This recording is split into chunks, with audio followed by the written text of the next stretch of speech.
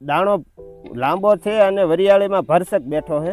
આજુબાજુના ગામ જે વાવેતર બધા થયા છે પણ આ વખતે ડોલર જેવડી ક્યાંય વરિયાળી નથી આવી, એટલે આજુબાજુના ખેડૂત મિત્રો જોવા આવે છે. રાજુભાઈ વિહાભાઈ સરવી રેશમિયા. મેં અત્યારે 4 વીઘામાં ડોલર વેરાયટીનું વાવેતર કરેલું છે. ઉગાવો 10 દીએ રેડી કમ્પ્લીટ થઈ જાય.